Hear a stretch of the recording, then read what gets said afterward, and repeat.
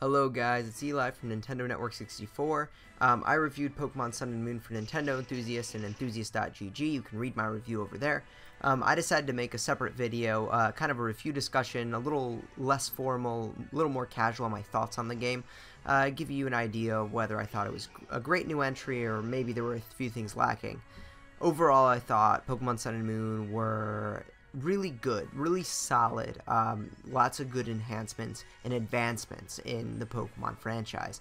Unfortunately, there were a few things that I want to talk about that may have held the game back from making it as good as it possibly could have been. For example, look at the story. The story is actually pretty good in terms of how it's developed and how it's framed. It's pretty interesting, and it kind of keeps you guessing, and there's this whole other dimension to the story that kind of takes Pokemon in a direction that we're really not used to, and that I really appreciated. Unfortunately, the dialogue was really excessive, and it was to a point where it was unnecessary, not just to tell the story, but to the point where it was excessive character development. At one point, I just wanted to, go out, catch Pokemon, and battle other trainers, and instead I couldn't really do that because there was just so much dialogue meshed into the game. Another thing, for example, they're no longer gym battles. Instead, there are these things called trials, and you'll go in and it'll have you complete a different task, whether it means taking out a certain amount of trainers, or finding these Pokemon, or, battling a Kahuna. There are all sorts of different tasks, and for that, I really appreciated the variety of the trials, and it kind of kept you on your toes, and there were a ton of them, so they were exciting to do. Unfortunately, because there were so many, there was a limited amount of linearity in terms of completing the game. You would go directly from one trial to another trial to another trial to another trial, and there really wasn't that much in terms of exploration as much as I would have hoped. Pokemon, that's another element. A lot of the character designs I actually really liked. At the beginning, I thought they were kind of silly, the starters, but they've really grown on me, and I think a lot of the designs are really solid, and I appreciate that. And then add in the fact that there are a lot of renovated Kanto designs, with the alternative types. And I think that's actually really awesome. The Dark Raticates actually made Raticates cool to catch. Same thing with the Geodude. Same thing with Vulpix. There are these Pokemon that are very cool in their alternative forms. And so that kind of kept you on your toes and introduced you to new Pokemon. Unfortunately, the number of new Pokemon was really lacking. There are a lot of legendaries, which is cool in one regard to have a lot of legendaries, but that means that the regular amount of Pokemon is really limited. I think if you take out the starters and the legendaries, there are only 60 new Pokemon, maybe even less. And so, you're playing the game for 25 hours, 30 hours. Some of the Pokemon are version exclusives, so in the end, you're maybe only meeting 1 or 2 new Pokemon an hour, which sounds okay-ish, but you start getting bored. You get in all these Pokemon battles, and you kind of want to see new Pokemon, and that's unfortunate. I wish there were more designs. There are benefits, though, to this design. Right from the beginning, you're going to see Pokemon from different generations. For example, when you walk into a cave, it's not just going to be Zubats and Geodudes. You'll actually see a lot of different types of Pokemon in caves and in grass. There's a lot of diversity and generational leaps. You'll see Pokemon from all the different generations, and that's really cool. Unfortunately, there's no Pokemon Bank implementation yet, which really is annoying, because I completed my Pokedex in Alpha Sapphire, and I want to transfer everything over so I know which Pokemon I still need, which Pokemon I still need to get the base evolutions of, because when you complete the Pokedex, you're pretty much evolving the base evolutions to the final evolution, so you still need to go back in the subsequent games to get the base evolutions to complete it again. And it would have been nice to know what I'm looking for, and unfortunately, there was none of this implementation. I couldn't see any of this sort of thing. And it would have been nice if I had this from the very get-go to see which Pokemon I still need. Fortunately, there are a lot of really good, beneficial small changes that really change Pokemon for the better. I love the presentation. The geography of the Alola region is spectacular. It's these 3D models. You'll have hills coming out and you'll see them vertical. And the game actually doesn't use the 3D functionality of the 3DS, but it still looks really good. and that's really great. And you know, the presentation fits in with the music and the sound effects. Everything just pieces together very well.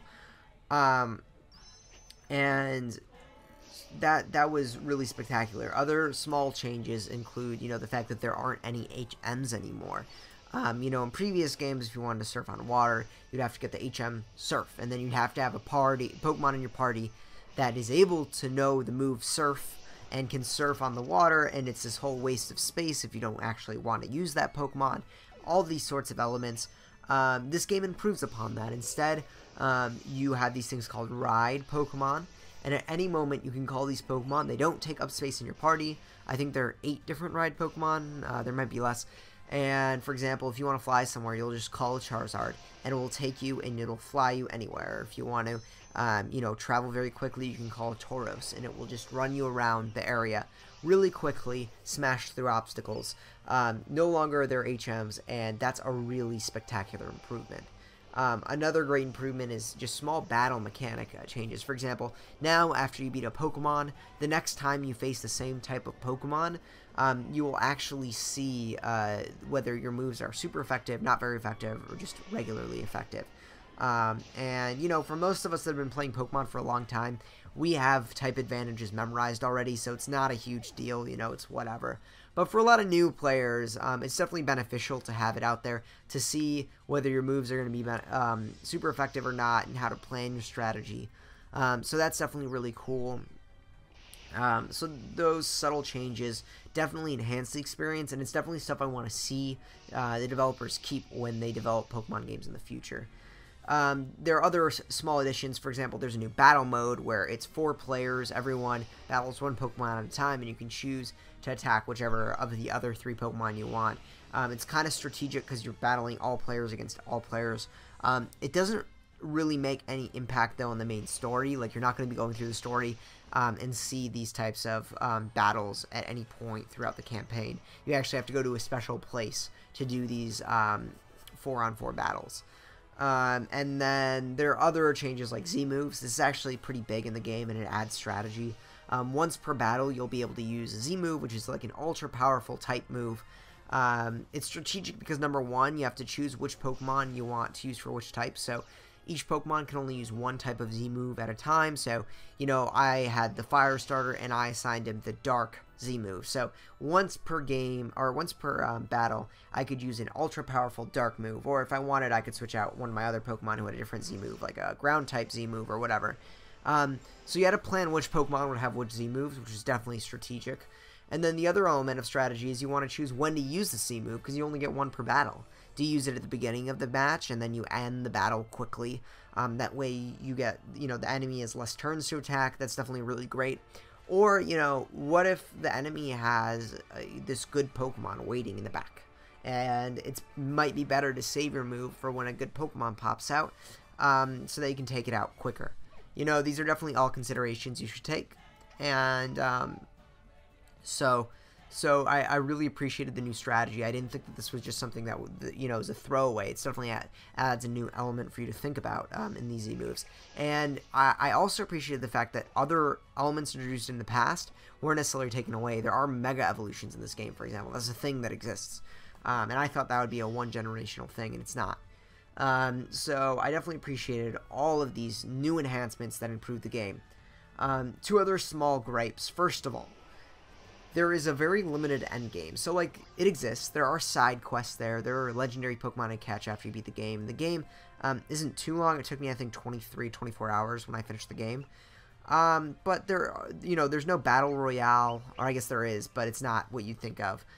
There's no like battle frontier. There's none of this kind of end game that we're used to in Pokemon, which is really unfortunate. I was kind of looking forward to that. And secondly, this is a weird complaint to have. I've never really had it with Pokemon before, but because of the vast 3D environments, it actually annoys me that we can't change the camera perspective.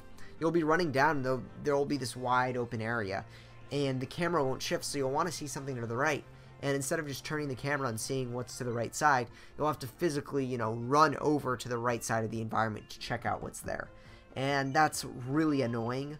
and unfortunate because I guess Pokemon is now at this point in 3D in terms of the way the game is graphically designed, to where I think moving around the camera perspective it should be there, and it was just annoying at times to not have that.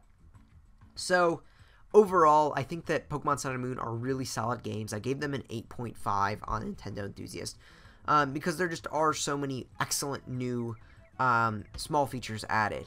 Unfortunately, there's few small things like just the excessive amount of dialogue, the lack of the Pokemon Bank implementation, the lack of a substantial end game. These small things really hold back Sun and Moon from being a really excellent new title. Nevertheless, of course, I think you should be playing it. I think it's a game you're going to have fun with, and hopefully if the community grasps it and really holds on, it'll have a good meta game surrounding it as well, because that's really what helps Pokemon games be successful in the long run. If you guys have any questions, I'll be happy to answer them in the comments below, and I'll see you guys next time for another video.